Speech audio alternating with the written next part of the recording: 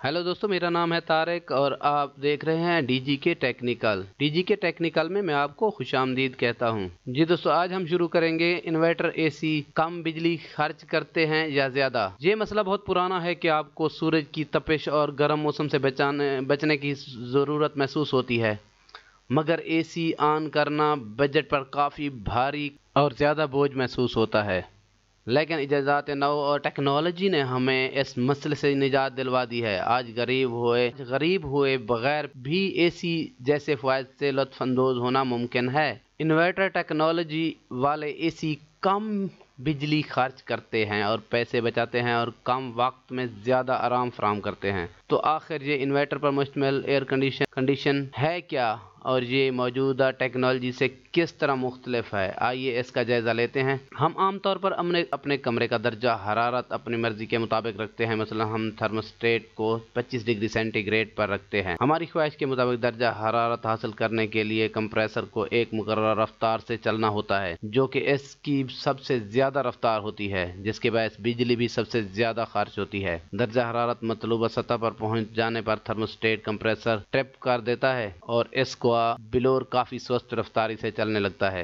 पर अगर हमारे कमरे में हवा लीक होने के रास्ते हों, जहां से गर्म हवा अंदर आती हो, तो कमरे का दर्जा हरारत यकायक बढ़ जाता है। नतीजा, थर्मोस्टेट कंप्रेसर को फिर से चलाने और हमारे मतलूबा दर्जा हरारत को बहाल करने की हिदायत जारी कर देता है। मिसाल के तौर पर कंप्रेसर का ट्रिप हो जाना फ़ायदेमंद साबित होना चाहिए, क्योंकि जब कंप्रेसर चल नहीं रहा होता तो हम बिजली कम इस्तेमाल कर रहे होते हैं। मगर सितम ज़री ये है कि कंप्रेसर की बार बार ट्रिपिंग और दोबारा स्टार्ट होने की वजह से ज़्यादा बिजली खर्च होती है, क्योंकि जब ये अपने नॉर्मल मोड पर चल रहे होते हैं तो इसके मुकाबले में स्टार्ट होने के लिए ज़्यादा बिजली खींचते हैं। इन्वर्टर टेक्नोलॉजी ने इस चीज़ को बदल कर रख दिया।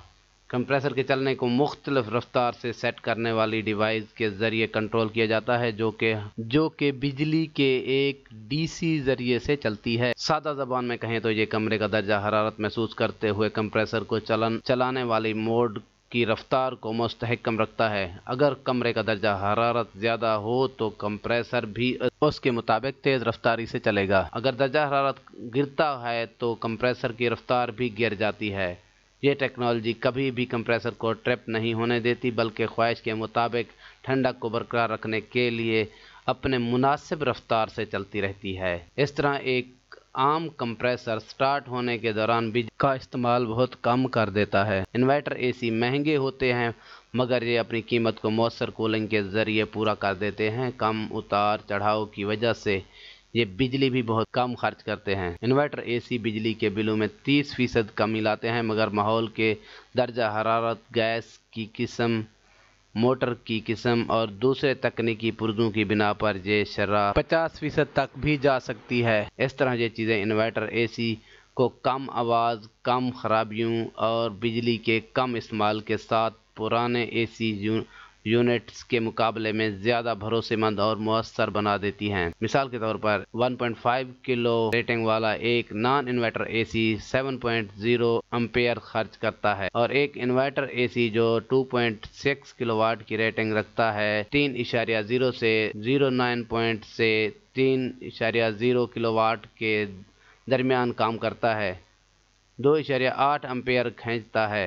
तो एक नॉन इन्वर्टर एसी 8 घंटे चले तो 10 यूनिट खर्च करता है, जबकि एक इन्वर्टर एसी इतनी ही देर तक चलने के बाद सिर्फ 4 यूनिट खर्च करता है। अगर हम यूनिट की कीमत 6 रुपये फी यूनिट मुकर्रर करते हैं तो एक नॉन इन्वर्टर एसी माहाना 1800 रुपये की बिजली खर्च करता है, जबकि एक इन्वर्टर एसी इतना ही चलने पर 720 रुपये की बिजली खर्च करता है। इस तरह आपको माहाना 1080 रुपये की बचत होती है। अगर एक इन्वर्टर एसी पर 1 लाख रुपए की लागत आती है और एसी रेटिंग और कूलिंग के लिए एक नॉन इन्वर्टर एसी पर 65,000 रुपये की लागत आती है, तो इन्वर्टर एसी का खर्चा सिर्फ 3 सालों में ही वापस वसूल हो जाता है। अगर आप कहें कि इन्वर्टर एसी पुराने मॉडल्स के मुकाबले में महंगे होते हैं, तो आप दुरुस्त भी हैं, मगर हकीकत ये है कि अगर आप इन्वर्टर एसी के लिए अपने पैसे खर्च कर सकते हैं तो बदले में तवील मुद्दत तक ये आपके काफ़ी पैसे बचाएंगे।